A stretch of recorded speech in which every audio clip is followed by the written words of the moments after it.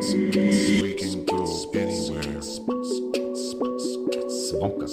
Wonka Smash, nice Session, Digga, hätt nicht gedacht, dass der Rap und auch noch so einen geilen Scheiß. Digga, was du machst, das weiß doch jeder. Du bist nur ein Schornsteinfeger und du wirst niemals ein großer Gegner. Also lass mich bitte aus dem Spiel, wenn du da Scheiße redest. Ansonsten muss ich mal kurz am Mixer etwas deinen Pegel pegeln. Also lass mal meine Mädels nicht im Regen stehen. Ich weiß nicht, was dein Problem ist, aber nach meiner Meinung musst du gehen. Also hör nicht auf hier rumzuflehen, oder besser gesagt doch, denn sonst stopf ich noch ihr Loch. Also kleiner Fotzenkopf, tu hier nicht auf hart und tu nicht so, als müsste jeder machen, was du sagst. Du bist so ein Versager, sogar dein Vater hat sich gefragt, wann ist mein Sohn endlich startklar. Dicker, was für ein Gelaber, was für ein Drama. Du sollst doch nur den Müll rausbringen, doch schlägst dann deine Mama.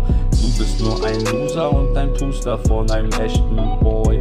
Will dich umnieten, aber du umgibst dich nur mit anderen Nieten, die keine Schläge kriegen, sondern zusammen immer nur auf kleine gehen. Mobben ist kein kleines Vergehen, Mobben ist Opfer. Merkst du, Dicker, Mobben ist Opfer und niemals Ehrenmann.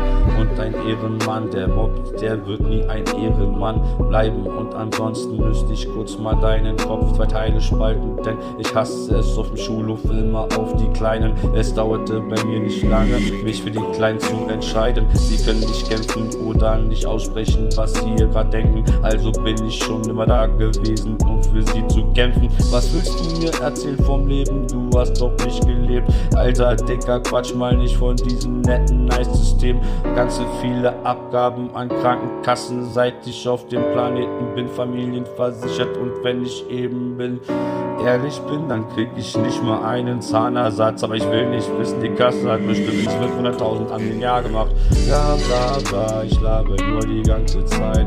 Bla bla bla, ich teste den ganzen Scheiß. Das ist nur eine App, aber dass ich so krass rap, das kann keine App mit irgendwelchen Vocals tun.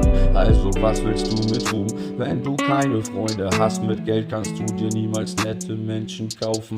Dicker, du kannst gerne rumlaufen, den Proll rumieren, aber nicht wird dir im Endeffekt die Liebe geben, die du brauchst. Dass sich keiner Hass aufstaut und du keine Scheiße baust. Also komm doch bitte an, wenn du ein bisschen mehr Scheine brauchst. Aber fang nicht an mit Staub zu ticken oder sonstigen.